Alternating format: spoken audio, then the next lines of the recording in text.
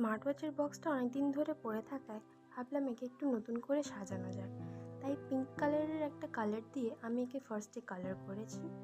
দেন এর ওপর কিছু নিজের মন মতো ডিজাইন এবং কিছু কলকার ছোটোখাটো ডিজাইন দিয়ে এটাকে আমি সাজানোর চেষ্টা করেছি।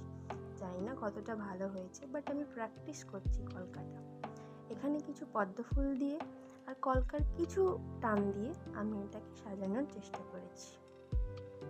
এবং তারপরে আমি এর মধ্যে অবশ্যই কিন্তু শেষে বার্নিশ ইউজ করেছি, কারণ বার্নিশটা আমাদের কালার পারমানেন্সির জন্য খুব করে প্রয়োজন। আপনারা এই বার্নিশটাও ইউজ করতে পারেন। তারপর আমি এখানে আমার জুয়েলারিগুলো সাজিয়ে রেখে দিলাম। আর দেখুন, আমার জুয়েলারি বক্সটা কিন্তু সম্পূর্ণ রেডি। যদি আপনাদের এই ভিডিওটা ভালো লেগে থাকে তাহলে অবশ্যই আমার চ্যানেলটিকে সাবস্ক্রাইব করে দেবেন, আর ইনস্টাগ্রাম থেকে হলে অবশ্যই একটা লাইক এবং ফলো করে দেবেন। ধন্যবাদ।